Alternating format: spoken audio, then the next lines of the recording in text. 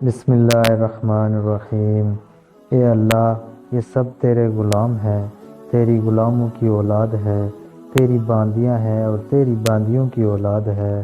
ہم پر جو برا وقت آ پڑا ہے تو دیکھ رہا ہے، ہم مسلسل قحط سالی کا شکار ہیں۔ اب اونٹ، گائیں، گھوڑے، کھچر اور گدھے سب کچھ ختم ہو چکے ہیں اور ہماری جانوں پر بنائی ہے۔ اس لیے ہماری یہ خشک سالی ختم فرما دے، ہمیں زندگی اور سرسبزی اور شادابی عطا فرما دے۔ ابھی یہ دعا مانگ ہی رہے تھے کہ بارش شروع ہو گئی، وادیاں پانی سے بھر گئی، لیکن اس بارش میں ایک بہت عجیب بات ہوئی، اور وہ عجیب بات یہ تھی کہ قریش کو یہ سیرابی ضرور حاصل ہوئی، مگر یہ بارش قبیلہ کیس اور قبیلہ مضر کی قریبی بستیوں میں بالکل نہ ہوئی۔ اب لوگ بہت حیران ہوئے کہ یہ کیا بات ہوئی۔ ایک قبیلے پر بارش اور آس پاس کے سب قبیلے بارش سے محروم۔ تمام قبیلوں کے سردار جمع ہوئے۔ اس سلسلے میں بات شروع ہوئی۔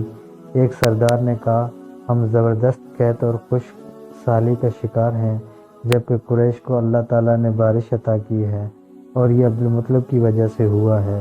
اس لیے ہم سب ان کے پاس چلتے ہیں، اگر وہ ہمارے لیے دعا کر دیں تو شاید اللہ ہمیں بھی بارش دے دے۔ یہ مشورہ سب کو پسند آیا، چنانچہ یہ لوگ مکہ معظمہ میں آئے اور عبدالمطلب سے ملے، انہیں سلام کیا، پھر ان سے کہا، اے عبدالمطلب، ہم کئی سال سے خشک سالی کے شکار ہیں، ہمیں آپ کی برکت کے بارے میں معلوم ہوا ہے، اس لیے مہربانی فرما کر آپ ہمارے لیے بھی دعا کریں، اس لیے کہ اللہ نے آپ کی دعا سے قریش کو بارش عطا کی ہے۔ ان کی بات سن کر عبدالمطلب نے کہا، اچھی بات ہے، میں کل میدان عرفات میں آپ لوگوں کے لیے بھی دعا کروں گا۔ دوسرے دن صبح سویرے عبدالمطلب میدان عرفات کی طرف روانہ ہوئے۔ ان کے ساتھ دوسرے لوگوں کے علاوہ ان کے بیٹے اور اللہ کے رسول صلی اللہ علیہ وآلہ وسلم بھی تھے۔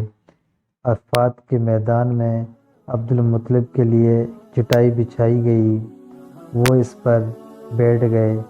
نبی کریم صلی اللہ علیہ وآلہ وسلم کو انہوں نے گود میں بٹھا لیا، پھر انہوں نے ہاتھ اٹھا کر یوں دعا کی، اے اللہ، چمکنے والی بجلی کے پروردگار اور کڑکنے والی گرج کے مالک، پالنے والوں کے پالنے والے اور مشکلات کو آسان کرنے والے، یہ قبیلہ کیس اور قبیلہ مضر کے لوگ ہیں، یہ بہت پریشان ہیں، ان کی کمریں جھک گئی ہیں، یہ تجھ سے اپنی لاچاری اور بے کسی کی فریاد کرتے ہیں اور جان و مال کی بربادی کی شکایت کرتے ہیں، پس اے اللہ ان کے لیے خوب برسنے والے بادل بھیج دے اور آسمان سے ان کے لیے رحمت عطا فرما، تاکہ ان کی زمینیں سرسبز ہو جائیں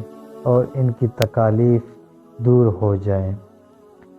عبدالمطلب ابھی یہ دعا کر ہی رہے تھے کہ ایک سیاہ بادل اٹھا اور عبدالمطلب کی طرف آیا، اور اس کے بعد اس کا رخ قبیلہ کیس اور بنو مضر کی بستیوں کی طرف ہو گیا۔